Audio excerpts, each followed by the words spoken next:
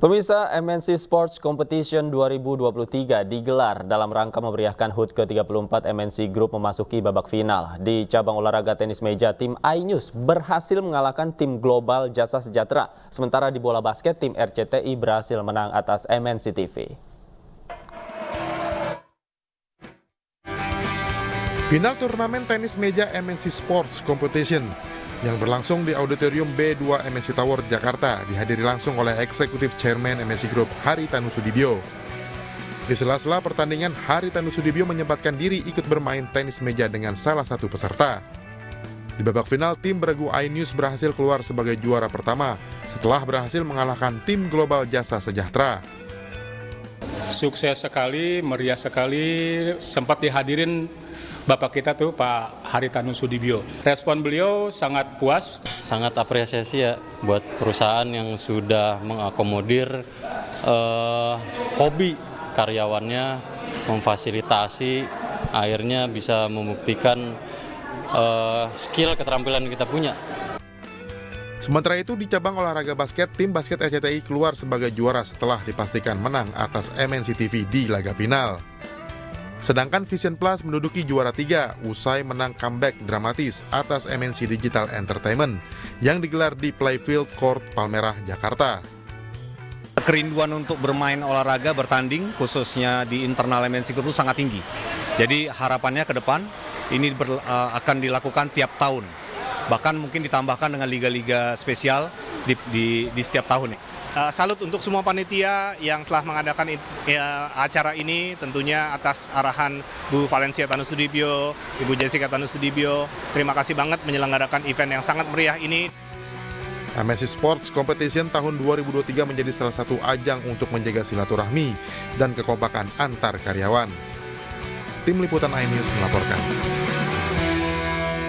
Sebanyak 21 negara ikut serta dalam ajang lari BTN Jakarta Marathon 2023. Total hadiah yang diperebutkan dalam ajang ini senilai total 2,5 miliar rupiah.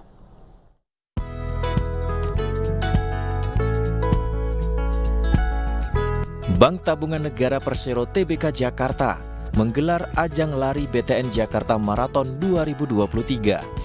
Kompetisi yang berlangsung mulai 12 November 2023 ini menyuguhkan total hadiah hingga 2,5 miliar rupiah, termasuk grand prize rumah untuk warga negara Indonesia yang berhasil memecahkan rekor maraton.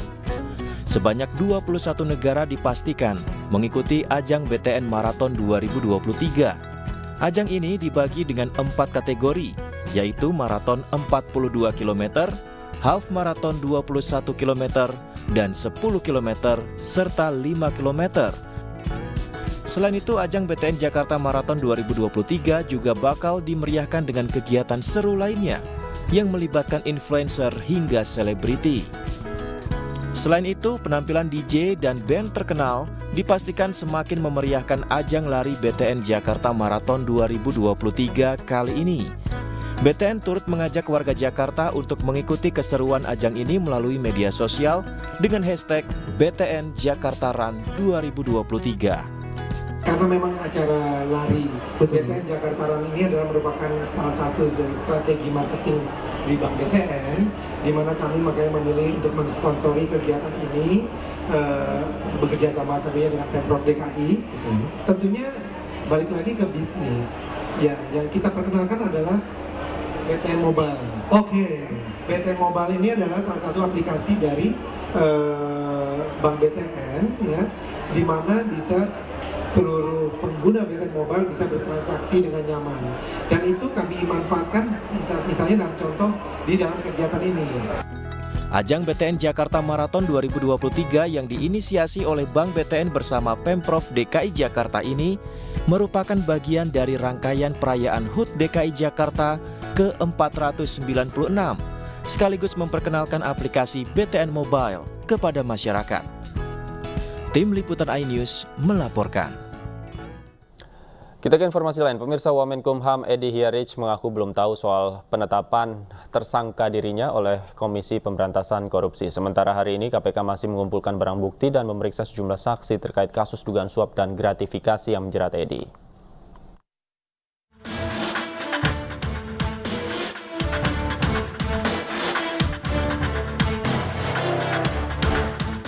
Wakil Menteri Hukum dan HAM Edward Omar Syarif Hiyari atau Edi Hiyari mengaku belum menerima surat perintah dimulainya penyidikan atau SPDP dari Komisi Pemberantasan Korupsi. Edi juga mengaku tak tahu soal penetapan tersangka dirinya. Sementara itu pihak Kementerian Hukum dan HAM akan berkoordinasi lebih lanjut terkait pemberian bantuan hukum untuk Edi. Sebelumnya KPK menetapkan Wakil Menteri Hukum dan HAM Edi Hiyari sebagai tersangka kasus dugaan suap dan gratifikasi. Edi menjadi tersangka bersama 3 orang lainnya. Hingga kini KPK masih mengumpulkan barang bukti dan memeriksa sejumlah saksi.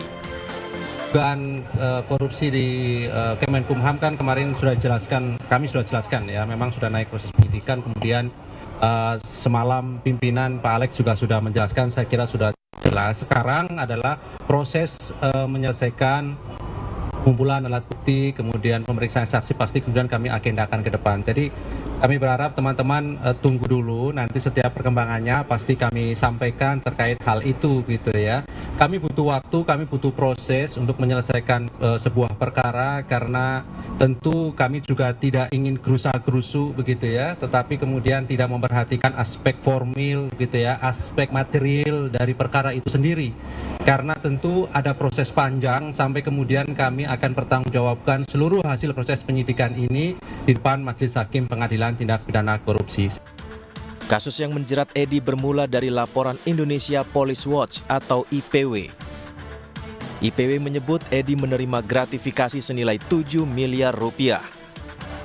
Gratifikasi terkait penyalahgunaan kewenangan Edi dalam sengketa kepemilikan saham PT Citra Lampia Mandiri, perusahaan pemilik konsesi 2.000 hektar tambang nikel di Luwu Timur. Namun Edi membantah dan menilai laporan IPW adalah fitnah. Edi Hiyari, pria kelahiran Ambon, Maluku 50 tahun lalu ini, menjabat sebagai Wamenkumham sejak 2 tahun lalu. Edi dikenal sebagai salah satu profesor muda di bidang hukum yang bertalenta. Edi merupakan guru besar hukum pidana Fakultas Hukum Universitas Gadjah Mada, Yogyakarta. Di karir hukumnya, Edi pernah menjadi ahli dalam tim hukum Joko Widodo Ma'ruf Amin saat sidang sengketa hasil Pilpres 2019 di Mahkamah Konstitusi. Ia juga pernah menjadi saksi ahli dalam sidang kasus penodaan agama yang menjerat mantan Gubernur DKI Jakarta Basuki Cahayapurnama. Selain itu, Edi juga pernah hadir sebagai saksi ahli dalam sidang kasus pembunuhan berencana menggunakan kopi sianida 2016 lalu. Dalam laporan harta kekayaan penyelenggaraan negara, Edi tercatat memiliki kekayaan senilai 20,6 miliar rupiah. Dari Jakarta, tim liputan iNews melaporkan.